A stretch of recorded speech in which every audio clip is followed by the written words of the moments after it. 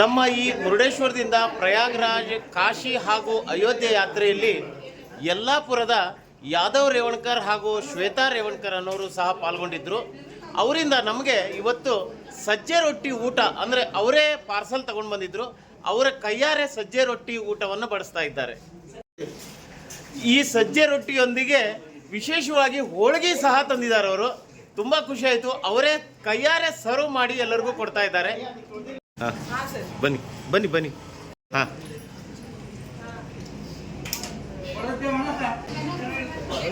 ಒಂದ್ಸಲ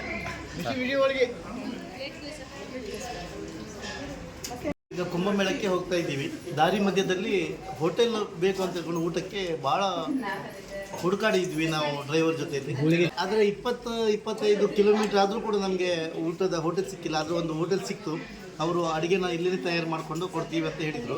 ಆದರೆ ಅದಕ್ಕಿಂತ ಮೊದಲು ನಮ್ಮ ಜೊತೆಯಲ್ಲಿ ಬಂದಂಥ ಯಾತ್ರಿಕರು, ನಮ್ಮ ಸಹಪಾಠಿಗಳು ಇಲ್ಲಿ ಇಷ್ಟು ಮೃಷ್ಟಾನ್ನ ಭೋಜನ ಕೊಟ್ಟಿದ್ದಾರೆ ಅಂತ ಹೇಳಿದರೆ ನಮಗೆ ಆಶ್ಚರ್ಯ ಆಯಿತು.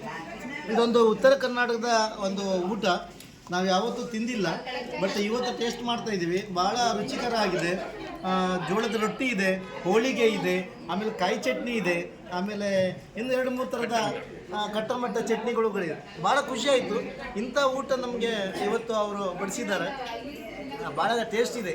ನಾವು ಕೂಡ ಬೇರೆ ಕಡೆಯಲ್ಲಿ ಹೋದಾಗ ಇಂಥದ್ದೊಂದು ಪ್ಲ್ಯಾನ್ ಮಾಡ್ಕೊಂಡು ಹೋಗ್ಬೋದು ಅನ್ನೋದು ಈಗ ನಮಗೆ ಒಂಥರ ಅರ್ಥ ಆಗ್ತಾ ಇದೆ.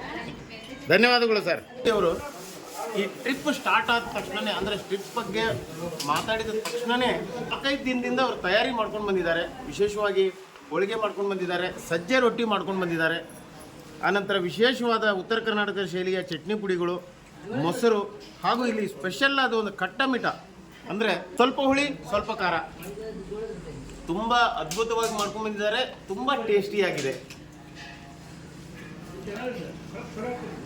ಈ ಮೃಷ್ಟಾನ್ನ ಭೋಜನವನ್ನು ತಂದು ನಮಗೆಲ್ಲ ನೀಡಿದ್ದಕ್ಕೆ ಅವರಿಗೆ ಭಗವಂತ ಆಯುರಾರೋಗ್ಯ ಐಶ್ವರ್ಯ ಭಾಗ್ಯ ಕೊಡಲಿ ಅಂತ ನಾನು ದೇವರಲ್ಲಿ ಪ್ರಾರ್ಥನೆ ಮಾಡ್ಕೊಳ್ತೇನೆ. ನಮಸ್ಕಾರ.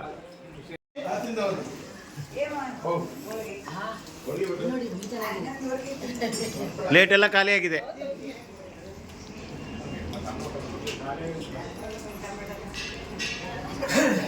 ಮತ್ತೆ ಐಟಮ್ ಯಾರಿಗೂ ಹಾಕ್ಬೇಡಿ.